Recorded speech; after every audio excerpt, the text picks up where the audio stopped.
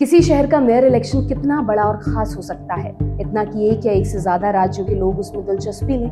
बहुत से बहुत पूरे देश में उसकी चर्चा होने लगे। लेकिन जब न्यूयॉर्क सिटी और ज़ोहरान ममदानी की बात हो, इस पर पूरी दुनिया की नजर टिक जाती है। 4 नवंबर 2025 को न्यूयॉर्क सिटी के मेयर इलेक्शन की वोटिंग हुई। इसमें ज़ोहरान ममदानी फेवरेट बताए जा रहे थे और जब नतीजे आए तो ये अनुमान सही साबित हुआ। ममदानी न्यूयॉर्क सिटी के पहले मुस्लिम मेयर बन चुके हैं। वो न्यूयॉर्क के पहले ऐसे मेयर हैं जिसका जन्म अफ्रीका में हुआ। अमेरिका में ऐसा होना अकल्पनीय है। ममदानी ने पहला मोर्चा तो जीत लिया है, लेकिन यहाँ तक पहुँचने में उन्हें कई चुनौतियां झेलनी पड़ी। सबसे बड़ी चुनौती राष्ट्रपति डोनाल्ड ट्रंप की तरफ से आई, जिन्होंने न सिर्फ उनके विरोधी कैंडिडेट को एंडोर्स किया था, बल्कि उनको बाहरी और कम्युनिस्ट बताकर खारिज करने की कोशिश की थी और ये धमकी भी दी थी कि ममदानी मेयर बने तो न्यूयॉर्क सिटी की फंडिंग बंद कर दूंगा। ट्रंप जुबानी जंग में तो हार गए, लेकिन फंडिंग की चाबी उनके पास है। इसके जरिए वो ममदानी को परेशान जरूर कर सकते हैं। इसीलिए उनकी लड़ाई अभी खत्म नहीं हुई है। क्या वो डोनाल्ड ट्रंप का सामना कर पाएंगे? मेयर इलेक्शन में उनकी जीत के मायने क्या हैं? न्यूयॉर्क सिटी का मेयर बनना कितनी बड़ी घटना है और ज़ोहरान ममदानी की पूरी कहानी क्या है? नमस्कार, मेरा नाम दिव्यांशी सुमराव है और क्यूरिस्तान पर आपका बहुत स्वागत है। आज के इस वीडियो में ज़ोहरान ख्वामे ममदानी की कहानी।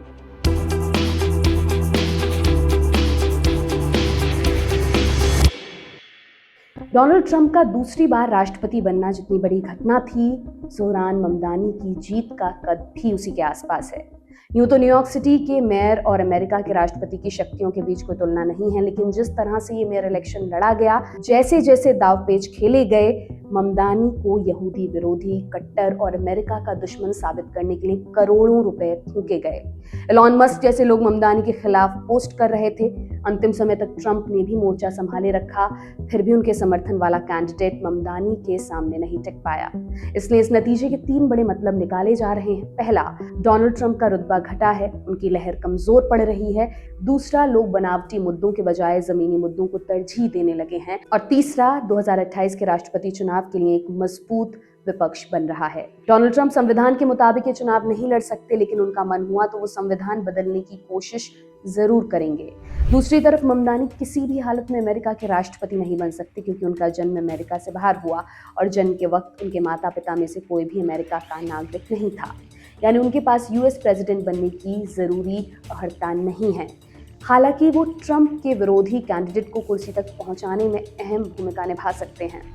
ज़ोहरान ममदानी का जन्म 18 अक्टूबर 1991 को युगांडा की राजधानी कंपाला में हुआ था। उनकी मां मीरा नायर मशहूर फिल्मकार हैं। उनकी फिल्में ऑस्कर में नॉमिनेट हो चुकी हैं। उन्होंने सलाम Bombay, Mississippi masala, monsoon wedding, the namesake और क्वीन ऑफ कातवे जैसी शानदार फिल्में बनाई हैं। मीरा नायर 1980 के दशक में मिसिसिपी मसाला की शूटिंग के सिलसिले में युगांडा गई थीं। वहीं पर उनकी मुलाकात महमूद ममदानी से हुई। महमूद एक कॉलेज में इंटरनेशनल अफेयर्स पढ़ाते थे। अकादमिक दुनिया में उनकी बड़ी धाक थी। अफ्रीका में उपनिवेशवाद के दंश पर उन्होंने अच्छा काम किया है। महमूद का जन्म अविभाजित भारत के बॉम्बे में हुआ था। बाद में उनका परिवार युगांडा चला गया। फिर 1972 में ईदी अमीन की सरकार ने एशियाई मूल के लोगों को बाहर निकाल दिया। इसके चलते उन्हें निर्वासन में जाना पड़ा। ईदी अमीन के तख्ता पलट के बाद उन्हें वापस लौटने का मौका मिला, लेकिन 1984 में मिल्टन ओबोटे की सरकार ने उनकी नागरिकता रद्द कर दी, क्योंकि वो सरकार की खुलकर आलोचना किया करते थे। जब 1986 में ओबोटे को भी कुर्सी से हटा दिया गया, तब महमूद फिर से वापस आए। उसी दरमियान उनकी भेंट मीरा नायर से हुई थी। वे दोनों एक दूसरे के करीब आने लगे। उन्होंने शादी करने का फैसला कर लिया। दोनों कंपाला में साथ रहने लगे। वहीं पर अक्टूबर 1991 में ज़ोहरान का जन्म हुआ। जब ज़ोहरान 5 साल के थे, उनके पिता को साउथ अफ्रीका की केप टाउन यूनिवर्सिटी में नौकरी मिल गई।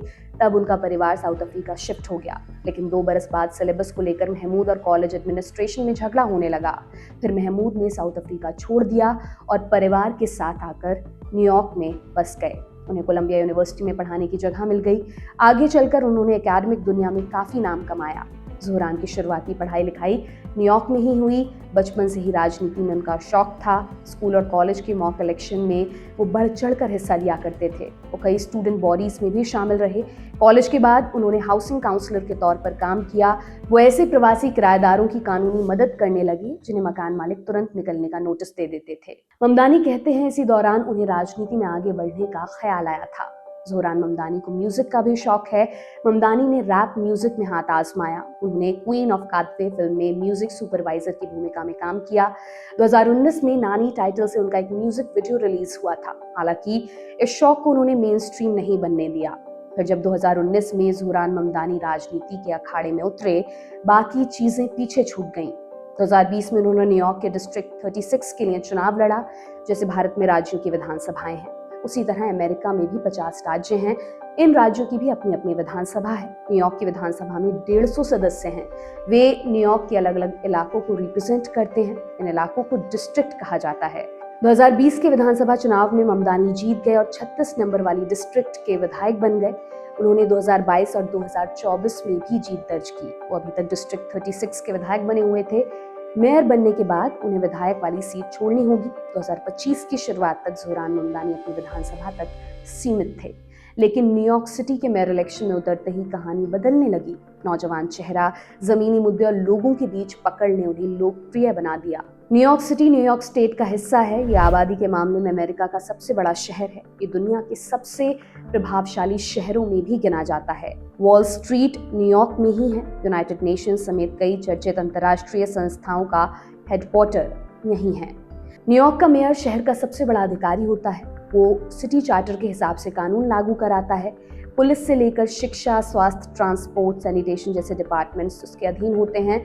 शहर के बड़े अधिकारियों की नियुक्ति उसकी मर्जी पर डिपेंड करती है। न्यूयॉर्क सिटी का सालाना बजट $100 बिलियन से ज्यादा का है। इसमें भी मेयर का फैसला अंतिम होता है।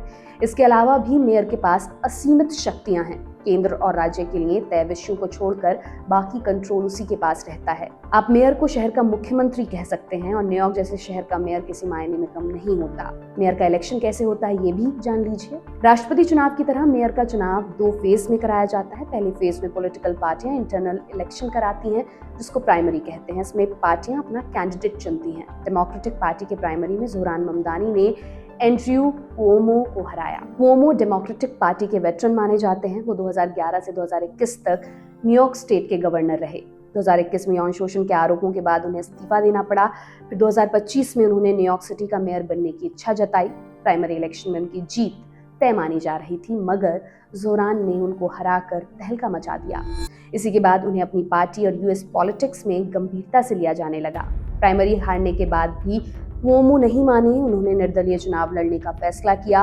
वहीं डोनाल्ड ट्रंप वाली रिपब्लिकन पार्टी ने कर्टिस सिल्वा को अपना कैंडिडेट बनाया। इस तरह फाइनल इलेक्शन के लिए 3 कैंडिडेट तय हुए। पहले थे डेमोक्रेटिक पार्टी के जोहरान ममदानी, दूसरे थे रिपब्लिकन पार्टी के कर्टिस सिल्वा और तीसरे कैंडिडेट थे निर्दलीय एंड्रयू कुओमो।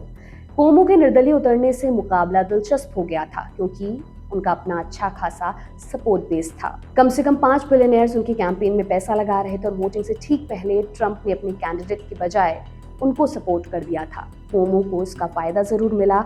उनका वोट परसेंटेज काफी बढ़ गया, लेकिन इतना भी नहीं बढ़ा कि वो चुनाव जीत सके। फाइनल इलेक्शन में जोहरान ममदानी को 50% से ज्यादा वोट मिले। इसी के साथ उन्होंने मेयर की कुर्सी हासिल कर ली है। वो 1 जनवरी 2026 को शपथ लेंगे। उनका कार्यकाल 4 बरस का होगा। 1 बरस पहले तक ममदानी को गिनती के लोग जानते थे। आज अनगिनत लोगों के बीच उनकी पहचान है। दुनिया के सबसे ताकतवर और अमीर लोग उनके विरोध में खड़े थे। डेमोक्रेटिक पार्टी के कई बड़े नेता भी उनके खिलाफ थे। फिर भी ममदानी को जीत कैसे मिली? 4 पॉइंट्स में से भी समझ लेते हैं। नंबर 1, ममदानी ने अपने कैंपेन का फोकस आम लोगों के जरूरी मुद्दों पर रखा था। उनके कैंपेन का स्लोगन था the city we can afford. उन्होंने किराया रेगुलेट करने, न्यूनतम वेतन बढ़ाने, यूनिवर्सल हेल्थ केयर और फ्री ट्रांसपोर्ट जैसे वादे किए थे। इसने आम वोटर्स को काफी आकर्षित किया। नंबर 2, शुरुआती दिनों में ममदानी अपने विचारों को लेकर काफी कट्टर थे। वो न्यूयॉर्क पुलिस डिपार्टमेंट को बंद करने की बात करते थे। महंगे स्कूलों पर ताला लगाना और अमीरों पर टैक्स बढ़ाना उनके कोर आइडियाज में शामिल था। लेकिन बाद के दिनों में वो काफी बदल गए। उन्होंने कई मुद्दों पर समझौता करने का वादा किया। उन्होंने माना कि दोनों पक्ष एक साथ रह सकते हैं। इसने उनका सपोर्ट बेस बढ़ाने में मदद की।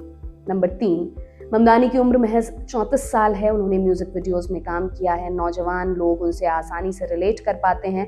ममदानी ने जोड़ने के लिए मजेदार वीडियोस बनाए। वो आम लोगों के साथ बेहद आम होकर मिले।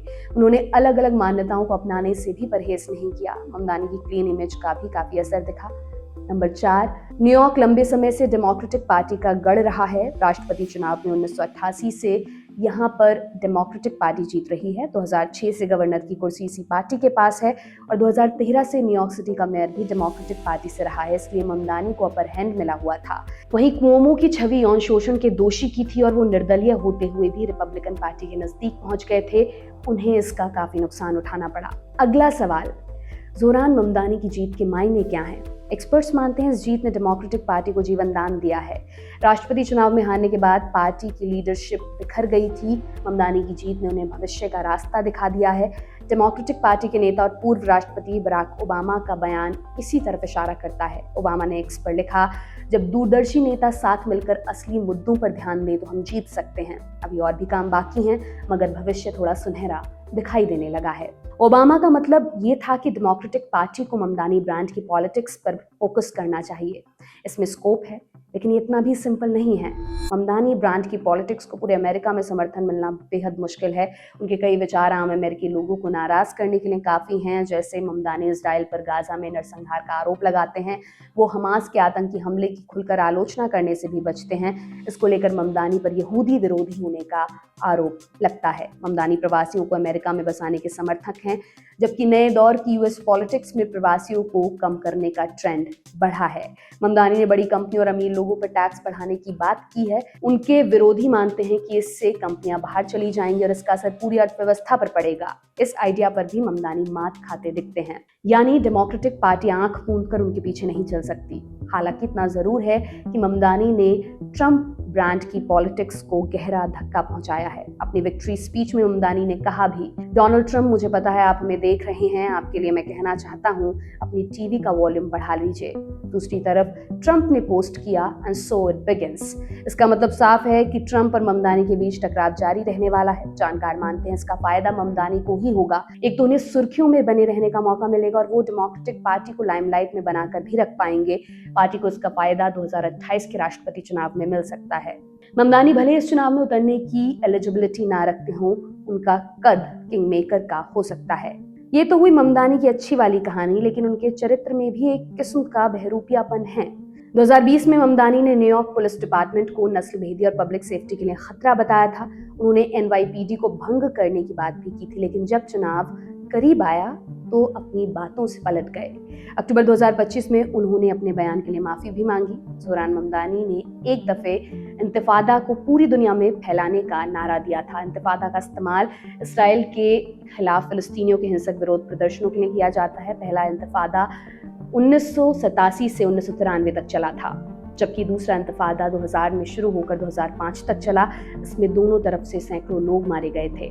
जब ममदानी पर दबाव बढ़ा तब उन्होंने सफाई दी कि उनका मतलब कुछ और था। उन्होंने ये भी कहा कि वो इस नारे का इस्तेमाल नहीं करेंगे, हालांकि उन्होंने माफी नहीं मांगी। ममदानी ने कई मौकों पर प्रधानमंत्री नरेंद्र मोदी और भारतीय जनता पार्टी के खिलाफ भी बयान दिया है। इसको लेकर उनकी काफी आलोचना हुई, मगर वो अपने बयान से पीछे नहीं हटे। अक्टूबर 2025 में उन्होंने एक मस्जिद के बाहर कहा था, 9/11 हमले के बाद उनकी आंटी ने पब्लिक प्लेस पर हिजाब पहनना छोड़ दिया था, क्योंकि अमेरिका में मुस्लिमों के खिलाफ नफरत काफी बढ़ गई थी।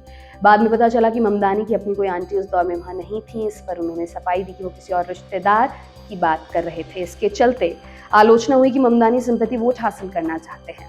भले ही ममदानी राजनीति में नए हों, लेकिन उन्हें ऑप्टिक्स का खेल अच्छे से पता है। उनके अंदर एक घाघ राजनेता के सारे गुण मौजूद हैं। अब देखना होगा कि सत्ता की माया उनके अंदर की बची खुची ईमानदारी को कब तक जिंदा रहने देती है। आप जोरान ममदानी के बारे में क्या सोचते हैं? आपको ये वीडियो कैसा लगा हमें कमेंट करके बताइएगा। ये क्यूरिस्तान है, लैंड ऑफ क्यूरियोसिटी यानी जिज्ञासा की जमीन। इस जमीन को उपजाऊ बनाने में आपकी भूमिका बेहद अहम है। क्यूरिस्तान को अपना प्यार देते रहिए। वीडियो को लाइक और शेयर कीजिए। हमारा काम पसंद आ रहा हो तो चैनल को सब्सक्राइब भी कर लीजिए। ये तमाम जानकारी आपके लिए लेकर आए थे अभिषेक कुमार। अब आपसे विदा लेती हूँ, फिर मिलूंगी। बहुत बहुत शुक्रिया।